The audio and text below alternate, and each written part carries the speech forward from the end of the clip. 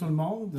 Ça me fait plaisir d'être là aujourd'hui encore en cette belle journée ensoleillée. Oui. Puis en plus, aujourd'hui, c'est la fête du Canada. Donc, c'est un privilège pour moi de partager un court moment de ce que je pourrais dire, que ce que Dieu a mis sur mon cœur pour cette journée. Comme on pourrait dire, le Canada, c'est notre fête de notre pays. Et comme je pourrais citer un ancien premier ministre, c'est le plus meilleur pays au monde.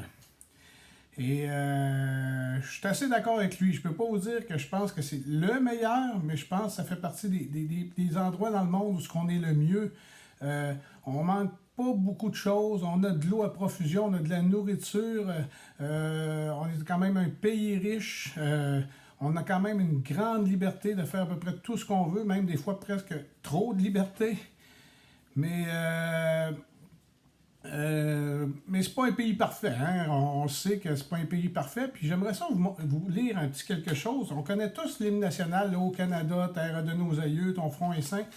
Mais il y a d'autres parties, il y a deux autres parties dans ce Haut-Canada-là. Et je vais vous lire des phrases qui sont écrites dans les autres parties. Amour sacré du trône et de l'autel, remplis nos cœurs de ton souffle immortel. Sachons être un peuple de frères sous le joug de la foi et répétons comme nos pères le cri vainqueur pour le Christ et le roi. Et répétons comme nos pères le cri vainqueur pour le Christ et le roi. Hey, wow! Lorsque ça a été écrit, ils n'ont pas manqué de nommer le nom de Dieu, de dire que notre pays est bâti sur la foi et pour le Christ, pour le roi. Oui, il y avait le roi d'Angleterre, mais il y avait une fondation où ce qu'on disait, nous autres, on veut que Christ fasse partie intégrante de notre pays. Et je pense que avec les années, on a un petit peu manqué notre coup. Hein? On a sorti plusieurs lois qui font que, disons que Christ passe en 2, 3, 4, 5e et je crois que on a besoin, oui, notre pays est en santé, oui, c'est comme le ministre disait à l'époque, c'est le plus meilleur pays au monde, mais on a beaucoup de choses matérielles, on a beaucoup de choses comme ça, mais on a peut-être perdu que le sens spirituel, le sens de la vraie vie, de la vie en Jésus-Christ, et on aurait besoin peut-être de revenir à ça pour le Christ. Et de recommencer à le proclamer haut et fort pour notre pays.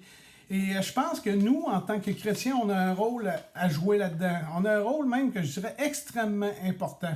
Au même titre qu'on paye nos impôts, au même titre qu'on fait que notre pays se développe à cause qu'on paye nos impôts et qu'il y a des infrastructures qui sont mises en branle à cause de ça, qu'on a des hôpitaux, qu'on a toutes sortes de choses incroyables. On a besoin aussi, les Canadiens ont besoin que leur âme prospère. Et je pense qu'on a un grand rôle. Dieu nous a donné un grand rôle dans ce pays-là. Si on lit ensemble dans 2 Chroniques 7,14, « Si mon peuple sur qui est invoqué mon nom s'humilie, prie et cherche ma face, et s'il se détourne de ses mauvaises voies, je l'exaucerai des cieux, je lui pardonnerai son péché et je guérirai son pays. » Moi, je trouve que c'est une partie de la parole qui est extrêmement belle, mais extrêmement importante, qui met sur nous une responsabilité spirituelle dans notre pays, là où on est présentement. Puis il s'adresse vraiment au peuple de Dieu là-dessus. C'est pas si les gens du dehors s'humilient, prient, me cherchent. Non, il dit si mon peuple. Ça veut dire nous, frères et sœurs, les chrétiens du Canada, qui invoquent son nom et s'humilient, s'ils prennent le temps de réaliser et de mettre Dieu en avant d'eux autres, de réaliser que Dieu est Dieu et que Dieu est plus grand que toute autre chose. Si on prend le temps de mettre le genou devant le Seigneur et de le laisser faire les choses dans nos vies, si on s'humilie devant lui, si on prie et si on cherche sa face, c'est une responsabilité que Dieu nous donne. Puis il y a une conséquence extraordinaire de faire ça. Et s'il se détourne de ses mauvaises voies aussi, ça veut dire, oui, tu peux prier, tu peux chercher ma face, mais détourne-toi de tes mauvaises voies. Enlève le péché de ta vie. Essaie de vivre le plus chrétiennement possible et de vivre en Jésus-Christ le plus possible. Il dit, comme bénédiction, je l'exaucerai des cieux. Premièrement, il y a une bénédiction pour nous, hein? On va être exaucé des cieux. Qui ici qui peut lever la main et qui dit, moi, je veux être exaucé de Dieu? Il dit, je vais lui pardonner son péché. Heureux l'homme à qui les fautes sont pardonnées. La parole de Dieu, vous cherchez le bonheur aujourd'hui. Heureux l'homme à qui les fautes sont pardonnées. Donc, s'humilier, prier, chercher la face de Dieu, il y a des conséquences directes pour nous autres, mais il y a une conséquence aussi directe pour notre pays. Et c'est le dernier bout, et je guérirai son pays. Oui, on a le meilleur pays du monde, frères et sœurs, mais spirituellement, quel est l'état de santé de ce pays? Spirituellement, où s'en va ce pays? Moi, si je pense, de plus en plus, on veut sortir Dieu de partout.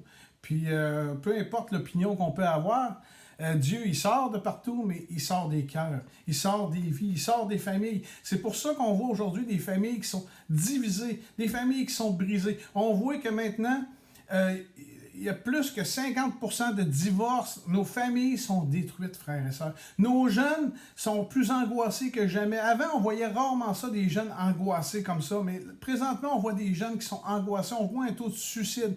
Ça ne montre pas un pays spirituellement en santé, frères et sœurs. Et notre rôle à nous, c'est de s'humilier, de prier et de chercher la face de Dieu pour ce pays. Frères et sœurs, c'est un appel ce matin, un appel à la repentance, un appel à l'humiliation, un appel à la prière pour notre pays, pour nos voisins canadiens qui ont besoin de Dieu dans leur vie. Frères et sœurs, Dieu veut bénir ce pays. Dieu veut qu'on reste le meilleur pays au monde, mais il veut aussi qu'on devienne le meilleur spirituellement pays au monde. Il veut qu'on devienne des leaders dans la foi. Il veut qu'on devienne des gens qui vont se tenir debout. Comme le disait le cri vainqueur pour le Christ et pour le roi. Frères et sœurs, c'est votre défi cette semaine. C'est notre défi à tous. C'est de se tenir debout et de se tenir à genoux dans la brèche pour le Christ et pour le roi. Que Dieu vous bénisse et bonne semaine à tous.